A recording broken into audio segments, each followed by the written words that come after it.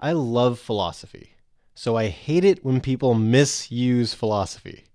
I've had a really frequent experience in my time of doing outreach at different universities where either a conversation that I'm part of or a student that I'm watching is having a conversation where some obnoxious philosophy major is coming over, name dropping this philosopher or that philosopher to try to like intimidate them or be like, oh, look at me, look how much stuff I know.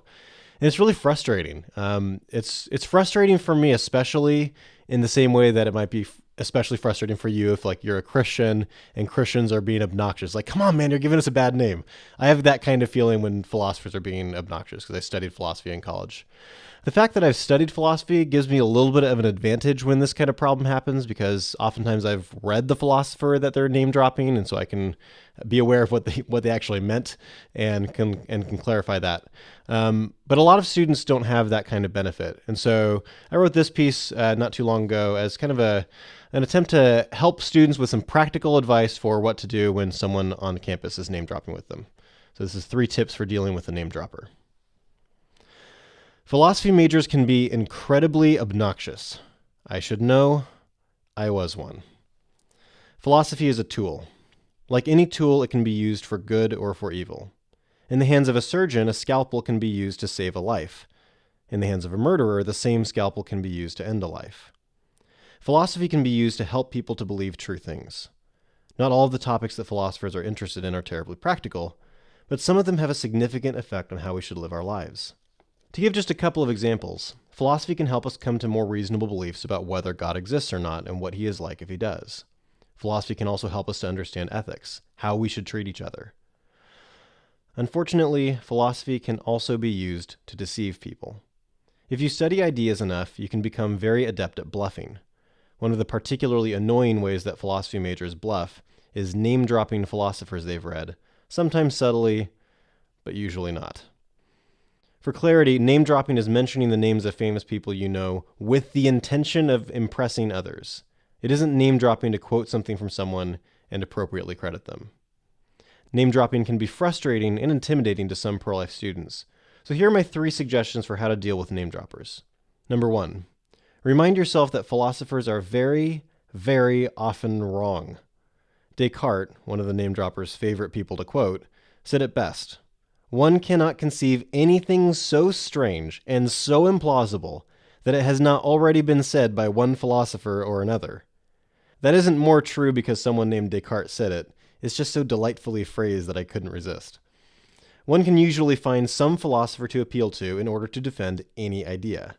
I know it's easier said than done, but choose to not let yourself be intimidated. Just because someone with a fancy name and fancy pants said it, that doesn't make it true. Number 2, remind yourself that you aren't ignorant just because you haven't read whoever they mentioned. The name dropper is like a peacock. He likes to show off. He likes to make himself look smart. No one has read everything. Therefore, it doesn't make you stupid to have not read whatever they're talking about, even though the especially rude name dropper might imply that it does. Number 3, very politely ask the name dropper to explain what the philosopher's argument is. If it helps you, pretend they aren't talking about Hegel. Pretend they're talking about some idea their neighbor Bob had. If someone said their neighbor Bob had a cool, interesting thought about something, you wouldn't just take Bob's word for it. Make the argument stand on its own merits. It doesn't matter who the person is. It matters what their argument is. If the name dropper wants to mention an argument for some other person, that's fine. But it's their responsibility to explain what makes the argument persuasive. The name dropper has exactly as much power to intimidate you as you give them. If they said, hey, you should be afraid of me. I'm really smart and I've read so many books, that would just make you chuckle. That's all the name dropper is doing. So have a chuckle. Remind yourself that there are lots of silly philosophers and that no one has read everything, and make them give you an argument. Oh, and one more thing. Once or twice a year, I hear some name dropper say that the fetus isn't a person because it can't think, and Descartes said, I think, therefore I am. If you hear this, you can politely tell them that they seem to have not read Descartes' Meditations on First Philosophy. Descartes wasn't saying that he's a person because he can think.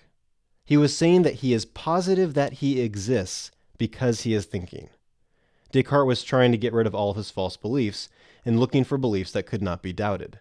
It's an epistemological statement, not an ethical one.